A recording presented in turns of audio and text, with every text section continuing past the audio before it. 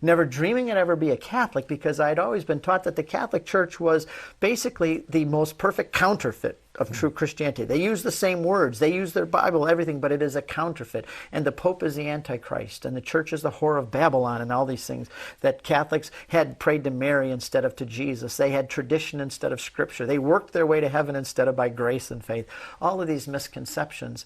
And I never dreamed in a million years I'd ever be a Catholic. In fact, I spent a good part of my time evangelizing Catholics. I could usually pick a Catholic off a tree like a ripe peach because they hadn't been taught to defend their faith. And I met my wife and we got married and had our family and homeschooled our kids. And up until the time I was 39 years old when I converted, my wife and I had never once set foot in a Catholic church. We had never once met a Catholic priest. And sadly enough, we had never once met a Catholic who could explain or defend the faith. And then our journey, people say, what was it that you saw beautiful about the Catholic Church? You know, what was it, like the St. Peter's glowing in the sun, what was it that made you want to come to the Catholic Church? I said, nothing. There was nothing about that. And the Catholics that I knew were the biggest argument against the Catholic Church. Why would I want to be a Catholic? My journey did not come and begin with seeing anything good about Catholicism. It came about by seeing the problems within Protestantism. Sometimes you have to find out you're sick before you look for a doctor. I had to see the problems. There are very quickly three of them. What is worship? I realized, my wife and I, that listening to someone preach on Sunday morning was not worship. No matter how many guitars you had and how many speakers and how much you pump up the volume, that doesn't make worship. There was something missing. We didn't know what it was until we discovered the Eucharist. Second of all, I loved the Bible. I have 20,000 books in my house. Most of them are about the Bible and church history and so on. But the more books I bought, the more I realized evangelicals, even my own tight-knit circle, we couldn't agree on what those words meant in that book. Who is the judge of what this means? Should you baptize an infant or not? Can you lose your salvation or not? Over and over, these main important issues would come up, and there was no judge. Good evangelicals disagreed. So I had the problem of who interprets the Bible. There was no one. It was me. I had to become Pope Steve. I had to become the final word for my own life. Then the third one was morals. What does God expect me to do with my body, with my money, with my life?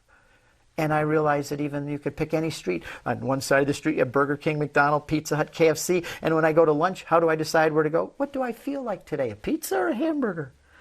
On Sunday morning, I drive down the road and I see on this side Baptist, Methodist, Lutheran, Nazarene, Assembly of God. How do I decide what church I go to?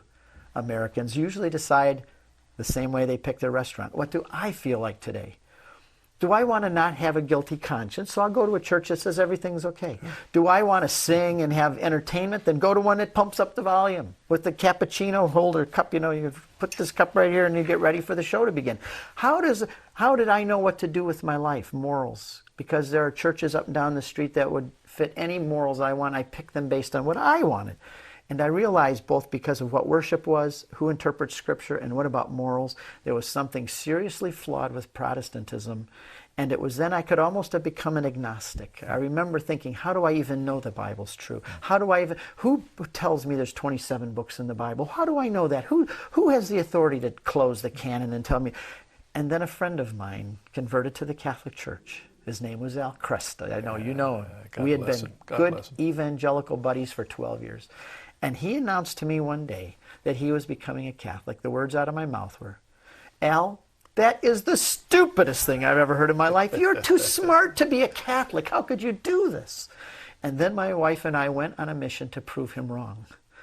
And in a year's attempting to prove him wrong, I proved him right. And in May 22nd, 1994, our whole family, us and our 4 kids, with tears running down our eyes, were all received into the Catholic Church. That's the short story. How long after that was it you wrote your first book?